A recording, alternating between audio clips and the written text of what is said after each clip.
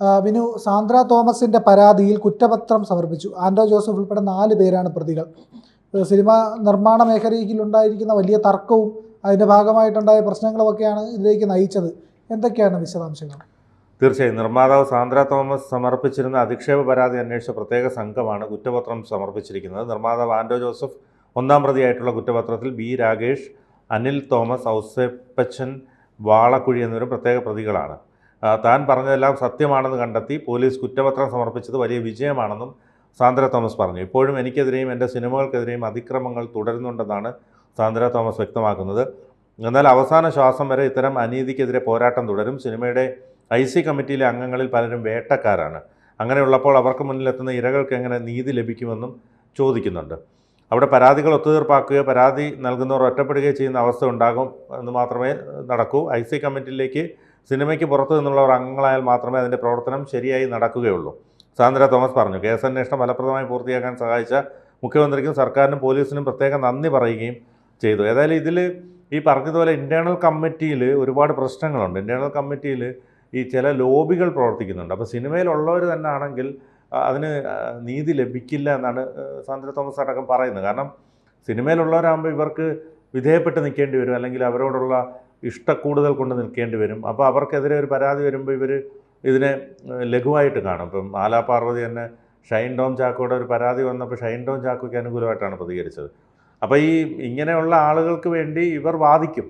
സ്വാഭാവികമായും ഇതിനകത്ത് ഈ പറഞ്ഞതുപോലെ അത് ജസ്റ്റിസ് ലഭിക്കാൻ അത് ബുദ്ധിമുട്ടുണ്ടാക്കും. കാരണം എപ്പോഴും ഈ സിനിമാ മേഖലയിൽ ഒരുപാട് ഈ പ്രിയൻ പറഞ്ഞ പോലെ മട്ടാഞ്ചേരി മാഫിയൊക്കെ പ്രവർത്തിക്കുന്നൊരു മേഖലയാണ്. ഒരുപാട് പേർ ഇതിനെ ആശ്രയിച്ചാണ് ജീവിക്കുന്നത്. അതായത് ദിവസക്കൂലിക്ക് ജോലി ചെയ്യുന്ന ഒരുപാട് പേർ ഈ സിനിമയ്ക്ക് പിന്നിലുണ്ട്. 60 ദിവസം 1000, 1500 രൂപയ്ക്കൊക്കെ ജോലി ചെയ്യുന്നവരുണ്ട്. അവർക്ക് ഒരു ദിവസം മുടങ്ങിയാൽ അവരുടെ ജീവിതം പോക്കാണ്. അപ്പോൾ അതുകൊണ്ട് ഇത്തരത്തിൽ ഈ പരാതികൾ ചെല്ലുമ്പോൾ സ്വാഭാവികമായും പരാതികൾക്ക് കൃത്യമായ പരിഹാരമുണ്ടാകണം. അല്ലാതെ വെറുതെ ഇപ്പോൾ ഇൻറ്റേർണൽ കമ്മിറ്റി എന്ന് പറഞ്ഞിട്ട് കാര്യമില്ല.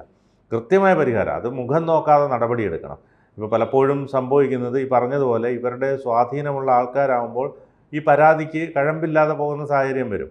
ഇപ്പോൾ നമ്മൾ നിൻ്റെ കുറുമ്പ് ഇച്ചിരി കൂടുന്നുണ്ടെന്ന് പറഞ്ഞൊരു ഇന്നസെൻറ്റിൻ്റെ ഒരു അതുപോലെ അങ്ങ് പോവുകയുള്ളൂ. അതുപോലെ തന്നെ ഇതുപോലെ തന്നെ ഈ പോടാന്ന് പറഞ്ഞാൽ മതി എന്നാണ് മാലാപാർവതി പറഞ്ഞത്.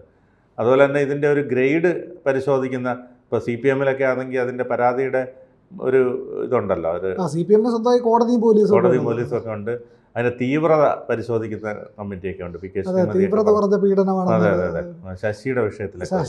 അല്ല, പക്ഷേ ഇതിനകത്ത് എനിക്ക് തോന്നിയൊരു പ്രശ്നം എന്ന് പറഞ്ഞു കഴിഞ്ഞാൽ, സാന്ദ്ര തോമസ് എന്ന് പറഞ്ഞു കഴിഞ്ഞാൽ നിസ്സാരക്കാരിയായിട്ടുള്ളൊരു ആളല്ല. അവർ നടിയാണ്, നിർമ്മാതാവാണ്, നല്ല സ്വാധീനശേഷിയുള്ള. അവർക്ക് പോലും നീതി കിട്ടാനായിട്ട് സ്വന്തം സംഘടനയെ സമീപിക്കുമ്പോൾ അവിടെ ഉണ്ടാകുന്ന തർക്കങ്ങളും പ്രശ്നങ്ങളും കാരണം ഇവർക്ക് നീതി കിട്ടുന്നില്ല. പ്രൊഡ്യൂസേഴ്സ് അസോസിയേഷൻ പോലും സാന്ദ്ര തോമസിനെ തള്ളിപ്പുറത്താക്കുക ചെയ്യുന്നത്. അപ്പോൾ അങ്ങനെ വരുമ്പോൾ ഇതിലുണ്ടാകുന്ന വലിയ ഒരു ജസ്റ്റിസിൻ്റെ പ്രശ്നമുണ്ട്. പുതിയതായിട്ടൊരു പെൺകുട്ടി സിനിമയിലേക്ക് വന്നു, അവൾ സിനിമയ്ക്കകത്ത് നിൽക്കുന്നു, അവിടെ അവർക്ക് നേരെ ഒരു അനീതി അല്ലെങ്കിൽ അതിക്രമം ഉണ്ടാകുന്നു. എങ്ങനെ ആ അതിക്രമം അവിടെ ചോദ്യം ചെയ്യപ്പെടും, എങ്ങനെ അത് തടയപ്പെടും, ആ അതിക്രമം നടക്കാതിരിക്കാൻ എന്ത് ചെയ്യാൻ പറ്റും? ഇത്രയും വലിയ സ്വാധീനമുള്ള നടിയും നിർമ്മാതാവുമായ സാന്ദ്ര തോമസിന് തന്നെ ഈ പറയുന്ന അധിക്ഷേപങ്ങൾ ഏൽക്കേണ്ടി വന്നു എന്ന് പറഞ്ഞു കഴിഞ്ഞാൽ നിസ്സാരപ്പെട്ട കാര്യമല്ലല്ലോ. വളരെ സീരിയസ് ആയിട്ട് ഗുരുതരമായിട്ട് തന്നെ ഇത്തരം കാര്യങ്ങളെ സമീപിക്കണം. ഈ ഗുരുതരമായ പ്രശ്നങ്ങളെ കൃത്യമായി അഡ്രസ്സ് ചെയ്യേണ്ടതുണ്ട്. എവിടെയെങ്കിലും ഒരിടത്തല്ല, ഇത് നിരന്തരം. ഇത് നമ്മൾ സാന്ദ്ര തോമസിൻ്റെ വിഷയം കഴിഞ്ഞ് എത്ര ദിവസം കഴിഞ്ഞു, അത് കഴിഞ്ഞിട്ട് വിൻസിയുടെ പ്രശ്നം വന്നു. വിൻസിയുടെ പ്രശ്നം ഇപ്പം ഇല്ല. ഇപ്പം ലഹരിയുടെ പ്രശ്നങ്ങളാണ് ചർച്ച ചെയ്യുന്നത്. ഇവിടെ തുടർന്നുകൊണ്ടിരിക്കുന്ന അനീതിയെ പറ്റിയിട്ട്, സ്ത്രീകൾ നേരിടുന്ന പ്രശ്നത്തെ പറ്റിയിട്ട് സ്ത്രീകൾ പോലും സംസാരിക്കുന്നില്ല. സിനിമയുടെ മറ്റ് ചർച്ചകളിലേക്ക് പോകും. എന്താ, സിനിമയുടെ രാഷ്ട്രീയത്തെയൊക്കെ ചർച്ച ചെയ്യുന്നുണ്ട്. അവിടെ വരുമ്പോഴത്തേക്ക് ഈ പറയുന്ന എമ്പുരാനിലുണ്ടായി ഒരുപാട് രാഷ്ട്രീയ വിവാദങ്ങളുണ്ടായപ്പോഴത്തേക്ക് എമ്പുരാനിൽ പെട്ടെന്ന് തന്നെ സീനുകളൊക്കെ കട്ട് ചെയ്ത് പ്രശ്നങ്ങളൊക്കെ പരിഹരിച്ച് കുറേയൊക്കെ ശരിയാക്കി എന്നൊക്കെ പറയാം. ഇങ്ങനെ സിനിമ പരാജയമായിരുന്നു, അതൊക്കെ പോട്ടെ. എന്നാലും ഈ പറയുന്ന അവസ്ഥയിൽ എന്താണ് തുടർന്ന് സംഭവിക്കുന്നതെന്ന് പറഞ്ഞു കഴിഞ്ഞാൽ അതിന് വേണ്ട പരിഹാരം കാണുന്നു എന്നുള്ളതാണ്. പക്ഷേ ഇവിടെ ഈ പറയുന്ന സ്ത്രീകൾ നേരിടുന്ന പ്രശ്നത്തിൽ സിനിമയിൽ ഒരു പരിഹാരവും.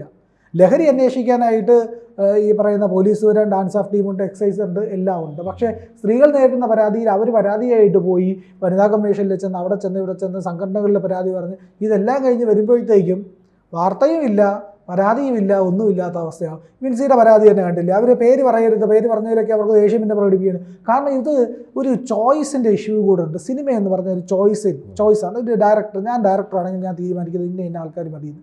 അപ്പോൾ ഞാൻ പറയുന്നത് എൻ്റെ ക്യാരക്ടറിന് അവർ പറ്റില്ല.